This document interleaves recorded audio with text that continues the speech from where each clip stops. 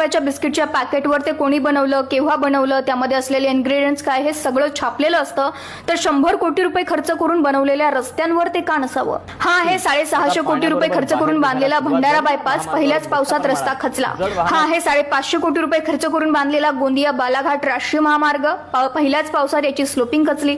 हा आहे डोंबिवलीतील फ्लायओव्हर, लोकार्पणाच्या 2 तासातच हा रस्ता उखडायला लागला.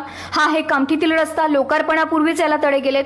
पण यामध्ये किती खर्च आला, यासाठी कोण इंजिनियर जबाबदार आहे, कोण कॉन्ट्रॅक्टर यात सामील आहे, कोण अधिकारी यात सामील आहे, कोणता मंत्री यासाठी जबाबदार आहे, हे सामान्य जनतेला कधीच कळणार नाही. सडलेले रस्ते हे फक्त अपघाताचं कारण नसून सडलेल्या व्यवस्थेचं लक्षण आहे. त्यामुळे आपण दिलेल्या पैशातून बांधलेले हे रस्ते आणि त्यामध्ये असलेले हे खड्ड्यांसाठी कोण इंजिनियर जबाबदार आहे, कोण कॉन्ट्रॅक्टर जबाबदार आहे, कोण आमदार, कोण खासदार यासाठी जबाबदार आहे, याचे फलक रस्त्याच्या बाजूलाच लागायला हवे. तुम्हाला काय वाटतं?